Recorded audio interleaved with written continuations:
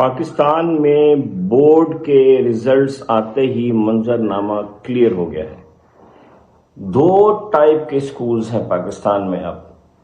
ایک وہ جہاں کے بچے لٹو ہیں، لٹو مطلب یہ ہے کہ بورڈ میں پوزیشنیں لیتے ہیں، اور انہی کے سکول کے بچوں کی ایک بڑی تعداد ڈی گریڈرز میں ہے، بڑی تعداد پاس بھی نہیں کر پا رہے۔ اور دوسرے سکول وہ ہیں جنہوں نے بورڈ کی پوزیشنوں پہ توجہ نہیں دی، لیکن ان کے سارے بچوں نے ایگزام پاس کیے ہیں اور اچھے گریڈز لیے ہیں۔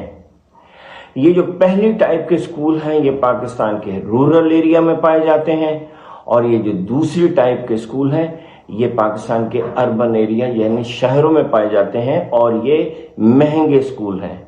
یہاں کے پیرنٹس کو فرق نہیں پڑتا کہ ان کے بچے نے بورڈ میں پوزیشن لی ہے کہ نہیں۔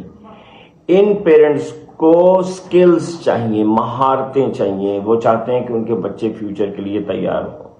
لیکن وہ جو پہلے ٹائپ کے سکول ہیں وہ بڑا ہی زبردست بزنس فارمولہ ہے ان کے پاس۔ وہ کلاس میں سے 40 کی کلاس میں سے میٹرک کی 30-40 جتنے بھی ہیں ان میں سے ان بچوں کو آئیڈینٹیفائی کرتے ہیں سال کے شروع میں کہ جو لٹو بنائے جا سکتے ہیں، یعنی جن کو اچھا رٹا لگوایا جا سکتا ہے، اور وہ پھر پوری توجہ ان کے اوپر دے دیتے ہیں۔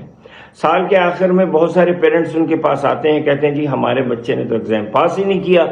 تو وہ ان کو پھر الٹا ان کے اوپر آتے ہیں، کہتے ہیں جی دیکھیں ہمارے اسکول نے تو پوزیشنز لی ہیں، آپ کے بچے میں کوئی نقص تھا کہ جو آپ کا بچہ پاس بھی نہیں کر سکا، ورنہ پہلی بھی پوزیشن ہماری ہے، چوتھی بھی ہماری ہے، چھٹی بھی ہماری ہے۔ یہ بچے ہمیشہ لاس میں رہتے ہیں، کیونکہ چاہے انہوں نے پوزیشن لی ہے یا نہیں لی، ان کے پاس کوئی سکلز ہی نہیں ہوتی، وہ آگے چل کے کچھ کرتے نہیں، ڈگریاں لے کے گھروں پہ بیٹھے رہتے ہیں، اور پھر ہم جیسوں کو یا دوسرے انفلوئنسر کو کال کرتے ہیں اور میسج کرتے ہیں اور کہتے ہیں کہ سر MSc کر لیا ہے، سکل کوئی نہیں ہے، ایک لیٹر صحیح سے خود سے لکھنا نہیں آتا، گھر والوں نے زبردستی پڑھا کے پوزیشنیں دلوائی تھی، اب کچھ ہم کر نہیں سکتے، آپ بتائیں ہم کیا کریں۔